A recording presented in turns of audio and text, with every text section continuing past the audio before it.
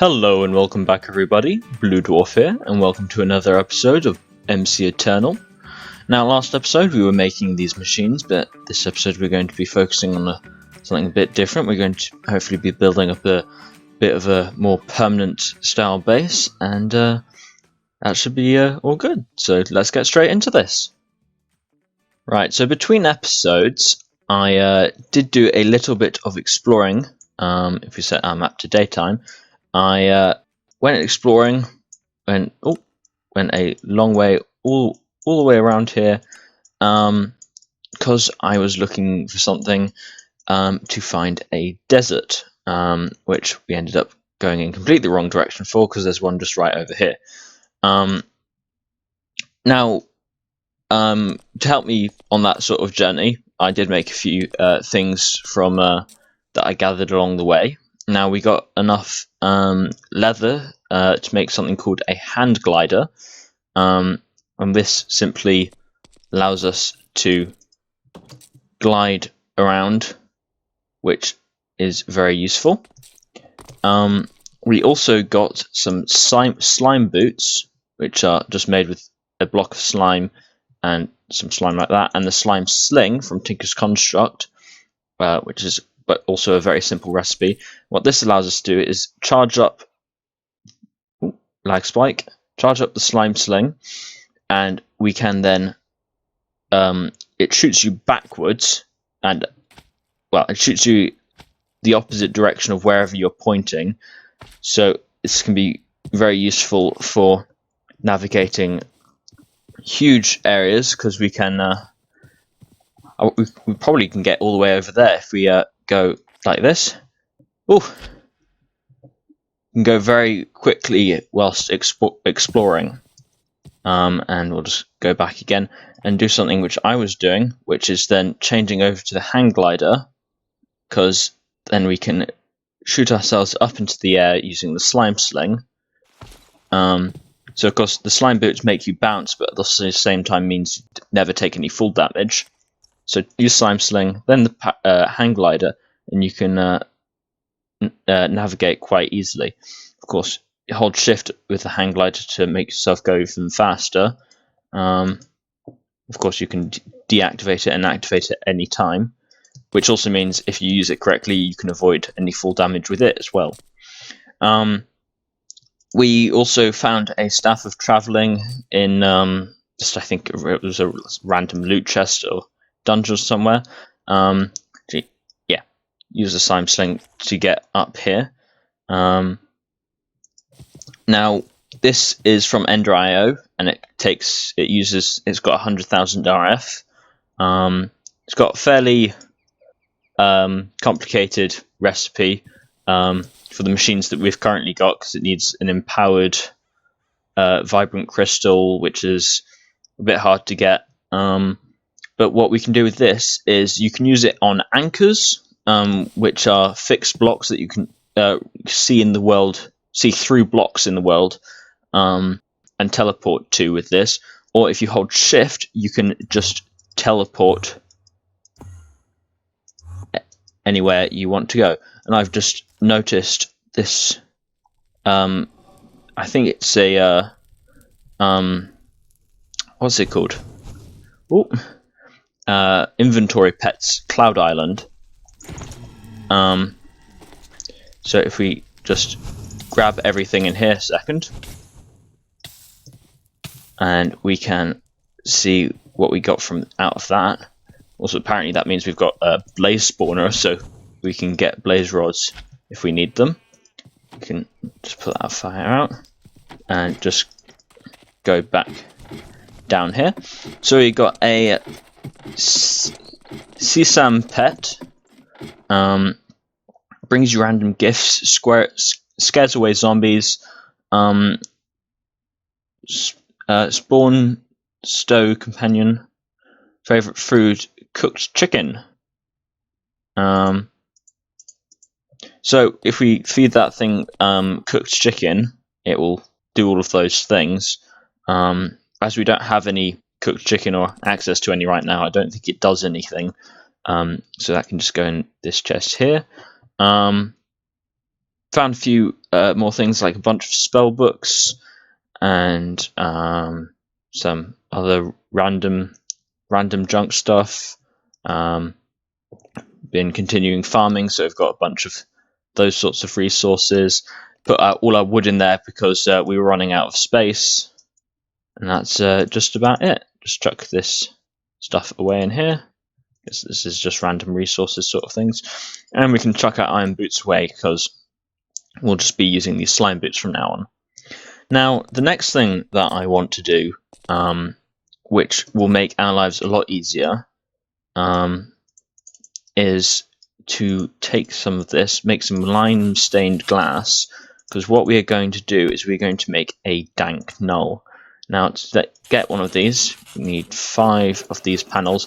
There's a selection of different ones, from one that you make with redstone and glass, lapis and blue stained glass, iron, gold, diamond, and then the best one is emerald. So you see all of these ones, it says that each slot of the inventory holds a certain number of items. Now, these all sound like fairly normal sized number of items. 128, that's 2 stacks per slot, and then goes up in fairly sensible amounts. And then you get to the one that's made with emerald. And now, if I read that correctly, that's 2,147,000,000 items per slot, and that's which one we have now. So I could hold each of these slots could hold 2 billion items. So this is really useful for going on mining, because if you put an item in there, for instance, a coal block, when you ever pick up an item, it just automatically goes straight into the dank null. And of course, just because I had that in my hand doesn't mean that it has to be done in your hand. I don't think it even has to be on your hotbar, as far as I'm aware. So if we just stick it in our inventory, nope. So yeah, this will be a really useful tool for adventuring and for our mining, which will help us out. Been gathering up all of our some more resources for that, but we can stick this away now. We got the emeralds from doing a bunch of mining, but I'll be back in a second with what we're doing next.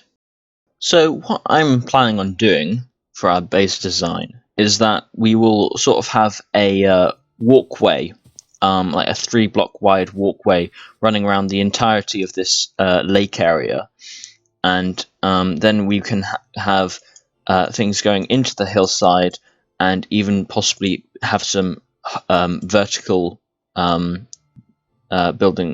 horizontal buildings coming out of the side of the cliff face, like maybe like magical towers coming up out of it, or big mechanical structures held in place by massive chains, something like that. But to start off with, to have a walkway around this place so that we can get to farm, and possibly make some more areas into the hillside for making certain machines, and probably make some bigger farms as well, so that we can make some big 9x9 farms in the mountainside. But we want a cool way of getting around our base, so I think this would be quite cool. And then we'd probably end up lighting up a lot of this, possibly with some cool things, like I was thinking something possibly to do with like these blaze lanterns, which are quite cool. If we can just find the recipe here.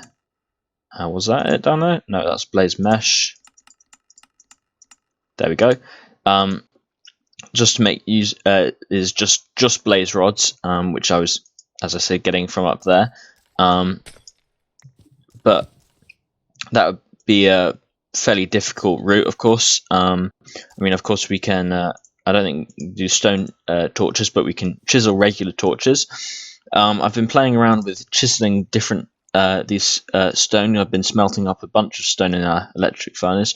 You can chisel most blocks I should also mention, to get this chisel, you just get a piece of iron and a stick. There's also marble blocks. Oh, didn't quite mean to do that, but so yeah, there's a whole bunch of things that we could use. But I'm going to try and lay out that walkway all around here and see how that goes. So I thought I'd just give you a bit of an update of where I've gotten with our path. We've done a 3-block path diagonally on the 3 blocks wide diagonally as well. And I've started in putting a wall around the edge as well, with the lanterns, these guys, which we actually made a little bit earlier, or we made like some of them earlier for one of the first quests. And we need to I've put from there to there, so that bit there, which is maybe a third of it. The 4 blocks depth needed until it goes to complete blackness and you can't even see the blocks there, so that it looks natural, so that we can, when we're down here, we can see the blocks below the waterline, and it doesn't just cut off. So I'm going to carry on putting in all of these blocks around here. I've kind of just left this the way it is for the moment, with some steps going down. We'll probably be putting in a bunch of doors around this place for getting into different sort of areas, but wanted to complete the initial walkway first. So I'll be back when I've got that all finished. Now that I've finished all of that walling, it's looking really good in my opinion. We are going to now create some areas around here. Probably not going to use where I've actually the starter cave area, but actually make areas along the edge here to start off with at the very least. Not saying that we won't have stuff coming up along here, because we may well do. But yeah, I'm going to dig out some areas and make ourselves a proper base area. Right, so I've sealed up the hole that this is in front of our farm area. So sealed that up and created a bit of an entrance. Nothing spectacular, but something to do the job. And then we can go in here, and we're going to build out a starting area into here, but not just like a starting area, like a actual like place to put proper machines, make it look actually really nice. So I'm going to start working on that and be back with some progress. So guys, I have been doing an absolute bunch of work. This is all a nice big long corridor, and then in here we've got all of our machines moved over, and we've got all of our items, and these are all a little bit more sorted now, like rather than just resources. We've got ingots, and we've got gems and dusts, and we've got all of our building blocks, our building items, which we can chuck our one of our chisels away in there. Just sort of random items, all of that is all sorted. We've got our bed in here. So our old base in the side of the mountain is now completely empty, and we'll look at sort of terraforming that. And this isn't a great entrance. I'll be probably working on that between videos at some point. We've still got our farm down here, which I've just been taking a little quick of a look at now that the light's all blocked out, so it doesn't look weird on the other side with the light coming out. But I'll probably be working on this room a whole bunch, and it's very unfinished, as we can see. But turning this into probably a really nice farm with some more water flowing things, and just making it into a proper nice looking farm. Yeah, that's pretty much all there is on the base.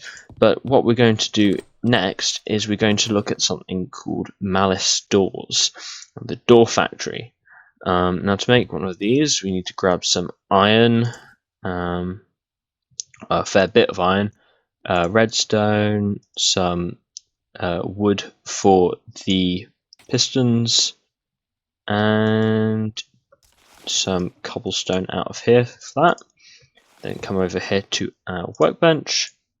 We need to make an iron door, a piston, and then the actual factory itself. I don't think this requires any power or anything, but I'll just put it right there for the moment. So we can with this we can do all sorts of different types. But the first thing we're going to do is we're going to grab some smooth stone, and I think we can just do that. And we can choose the sliding type. I'm gonna do want a double door. I don't really know what much of these do. How about the vault one? Open time 6 is fine. Auto close delay 30. I don't know. Double door player detection. Sure. Redstone standard and pneumatic door. Don't need to set a code, and we can create a custom door. Now, the reason why I wanted it out of stone. So we need to create another one of those. I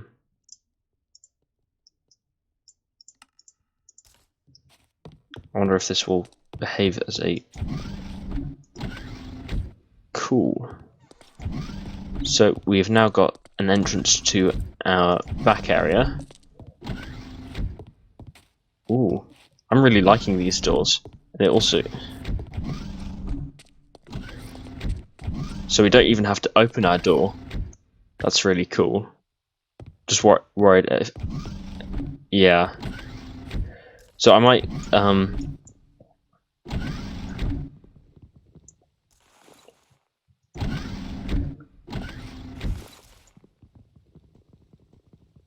requires an axe, but we can grab it with this for a second. So we're probably going to set these to silent, actually. I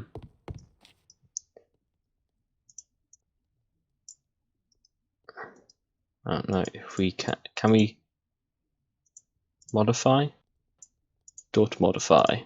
Properties, sound type. Can we have a silent door?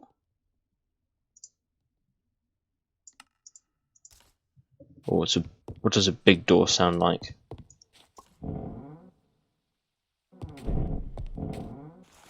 It's still very loud, to be honest. I need to grab an axe. We've got our equipment up in here. Let's jump through here a second. Grab that. So yeah, we can fiddle around with these doors, and then we can have it. I think we can get it so that they're smooth doors. I'm going to see if I can do that a second, and I'll be right back. Right, so I think I've got the doors how I like them.